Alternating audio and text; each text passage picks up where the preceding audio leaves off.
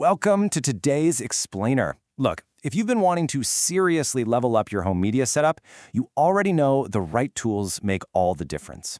Today, we're relying on an incredibly detailed guide from Wireless Shack to completely unpack how the Jacktook Addon installation works. We're going to take what initially looks like a pretty intimidating 19-step process, and we're going to turn it into a clear, completely straightforward roadmap. Let's get right into it. Okay, so here's our game plan for today. We're breaking down this whole deployment procedure into 3 main implementation phases. We'll start with a quick overview, knock out our compliance and prerequisites, and then move sequentially right through source configuration, repository deployment, and finally, the actual add-on installation. All right, section 1. Let's start with the official overview of exactly what we're working with here. Now, what's genuinely interesting about Jacktook is this heavy emphasis on advanced users. Wireshark makes it abundantly clear right out of the gate that this is definitely not your standard plug-and-play module. It requires just a bit more technical finesse to get up and running, which is honestly exactly why we're breaking the process down step by step for you today. But man, the payoff for that advanced setup is absolutely huge. Once you successfully deploy it, your Kodi interface is going to populate with some incredibly robust options. We're talking dedicated sections for TV shows, movies, anime, live TV, cloud access, and even torrents. It literally transforms your standard media center into this comprehensive, heavy-hitting hub. Moving on to Section 2, Compliance and Prerequisites. There are just a few crucial guidelines we need to hit before we actually start clicking around. First off, it's vital we review this compliance notice from Wireless Shack. They explicitly state that Kodi should only ever be used with content you've bought and personally own, or content that resides safely in the public domain. They function strictly as a news and informational site and absolutely do not support or condone copyright infringement. So just a friendly reminder to always interface responsibly with your media. Okay, so here is the really crucial point. Out of the box, Jacktook actually remains completely dormant. It won't do a single thing until you configure it with an approved indexer or streaming method. It's built to integrate with services like Elementum, Real Debreeds, Strumio Add-ons, Easy News, and Jacksgram. That dependency on third-party integrations is the main reason it carries that Advanced Users Only tag. Let's do a quick technical spec check here. We've got our target add-on and repo names, the essential repo URL, and critically, the compatibility requirement. Please, make sure your system is currently running Kodi version 21 Omega before we proceed any further. This whole guide is tailored specifically for that architecture, so you definitely want to be on the right version.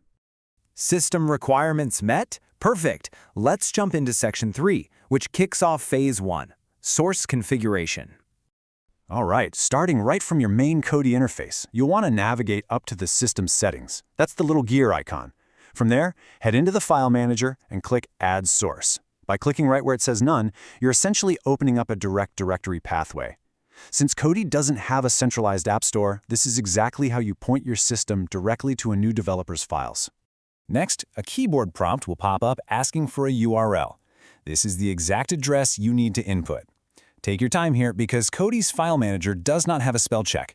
One single typo will completely derail the entire deployment process. So double-check that you've typed it out perfectly. Got it typed in? Awesome. Hit OK. Right in the next box down, give this directory a name you're going to easily remember. Honestly, naming it repository.JackTuk is perfect. Do one last mandatory visual check over the URL and the name, and if everything looks solid, hit OK to finalize Phase 1. You have now successfully pointed your system to the exact right place. Which brings us to Section 4, Phase 2. Actually deploying that repository. For this, you'll want to navigate all the way back out to your root main menu. Head into Add-ons and open the package installer up in the top left so you can install from a zip file. Now, quick pro tip for step 11, you're probably going to see a warning pop up here. You need to click Yes, but remember, this only works if your system already allows for unknown sources in your Kodi settings. If that's toggled off, it's going to block the installation entirely. Okay, assuming you've bypassed the security warning, a box will open up. From that list, select the directory we just named a minute ago, repository.JackTuk. Inside that folder, click the zip file. And now, this is important, just hold your position. Wait for the repository to download in the background. Don't back out of the screen until you see a little pop-up at the top right visually confirming that the repository installed. We are in the home stretch, folks. Section 5, Phase 3, the final add-on installation. So stay right there in the package installer menu and this time proceed to Install from Repository. Now we're going to drill down into the repository we just deployed by clicking on Jacktook Addon Repository. Inside that structure, just follow the path right into the Video Add-ons category. And here we are, the final 2 steps of the whole process. In that Video Add-ons menu, you should now see our target software. Click JackTuk, that'll pull up the add-ons information page. Finally, go ahead and hit that Install button. Let the system run its course, and you, my friend, have officially conquered all 19 steps.